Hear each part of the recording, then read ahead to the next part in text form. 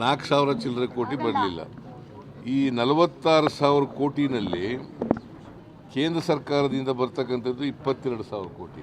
ಅಂದರೆ ಇನ್ನು 24,000 ಕೋಟಿ ರಾಜ್ಯ ಸರ್ಕಾರ ಖರ್ಚು ಮಾಡೋದು. 24,000 ಕೋಟಿ ರಾಜ್ಯ ಸರ್ಕಾರ, 22,000 ಚಿಲ್ಲರೆ ಕೋಟಿ ಕೇಂದ್ರ ಸರ್ಕಾರ.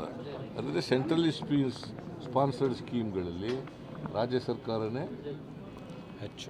ಜಾಸ್ತಿ ಖರ್ಚು ಮಾಡ್ತದೆ. ಒಟ್ಟು ಖರ್ಚಾಗಿರ್ತಕ್ಕಂಥದ್ದು 83%. ನಾನು ಅದಕ್ಕೆ ಅಧಿಕಾರಿಗಳಿಗೆ ಹೇಳಿದ್ದೀನಿ, ಮುಂದಿನ ಈ ವರ್ಷದಿಂದ ಅಂದರೆ 25-26ರಿಂದ ಈ ವರ್ಷದಿಂದ 100% ಖರ್ಚು ಮಾಡಬೇಕು ಅಂತ ಹೇಳಿದ್ದೀನಿ.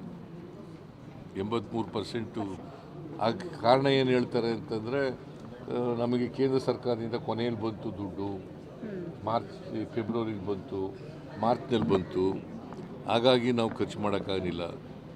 ಮಾರ್ಚ್ನಲ್ಲಿ ಬಂದದ್ದು ಲ್ಯಾಪ್ಸ್ ಏನಾಗಲ್ಲ, ಆ ದುಡ್ಡು ಬಂದ ದುಡ್ಡನ್ನು ಈ ವರ್ಷ ಓಪನಿಂಗ್ ಬ್ಯಾಲೆನ್ಸ್ನಲ್ಲಿ ಇಟ್ಕೊಂಡು ಖರ್ಚು ಮಾಡ್ತೀವಿ ಅದನ್ನು. ಸೊ ಅದು ಬೇರೆ.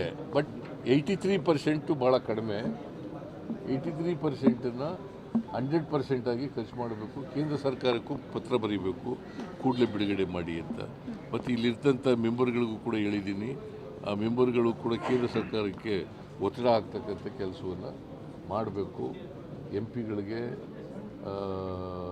ನಾನು ಎಲ್ರಿಗೂ ಪತ್ರ ಬರೆದಿದ್ದೀನಿ, ಎಲ್ಲ MP ಗಳಿಗೆ, BJP ಅವರಿಗೆ, ಕಾಂಗ್ರೆಸ್ನವರಿಗೆ, JDSನವ್ರಿಗೆ ಎಲ್ರಿಗೂ ಪತ್ರ ಬರೆದಿದ್ದೀನಿ. ಮೀಟಿಂಗು ಕೂಡ ಮಾಡಿದ್ದೀನಿ. ನಾನು ಕೇಂದ್ರ ಸರ್ಕಾರದ ಪ್ರಧಾನಮಂತ್ರಿಗಳಿಗೂ ಭೇಟಿ ಮಾಡಿದ್ದೀನಿ, ಅಮಿತ್ ಶಾನೂ ಭೇಟಿ ಮಾಡಿದ್ದೀನಿ, ಮತ್ತು ಫೈನಾನ್ಸ್ ಮಿನಿಸ್ಟರ್ ನಿರ್ಮಲಾ ಸೀತಾರಾಮನ್ ಅವ್ರನ್ನೂ ಭೇಟಿ ಮಾಡಿ ಪತ್ರಗಳನ್ನು ಕೊಟ್ಟಿದ್ದೀನಿ. ಬರೆದಿರ್ತಕ್ಕಂಥ ಪತ್ರಗಳನ್ನು ಕೂಡ ಕೊಟ್ಟಿದ್ದೀನಿ.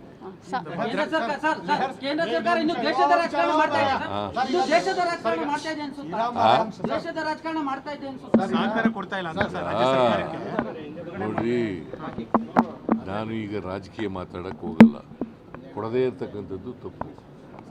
ಅವರು ಕೊಡಲೇಬೇಕು. ಕೇಂದ್ರ ಸರ್ಕಾರ ಎಷ್ಟು ಒಪ್ಕೊಂಡಿರ್ತದೆ ಅಷ್ಟು ಕೊಡಬೇಕು. ಅದು ಕೊಡದೇ ಹೋದರೆ ನಾವು ಮೇಲಿನ ಮೇಲೆ ಹೇಳ್ತಕ್ಕಂಥದ್ದನ್ನು ಮಾಡ್ತೀವಿ. ಗೊತ್ತಾಯ್ತಾ?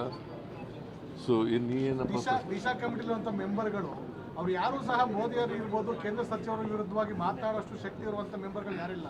ಅಂಥವ್ರನ್ನ ನೀವು ಅಪಾಯಿಂಟ್ಮೆಂಟ್ ಮಾಡಿದ್ರೆ ಸರ್ ದಿಶಾ ಕಮಿಟಿ? ನಾನಲ್ಲ, ಅವರೇ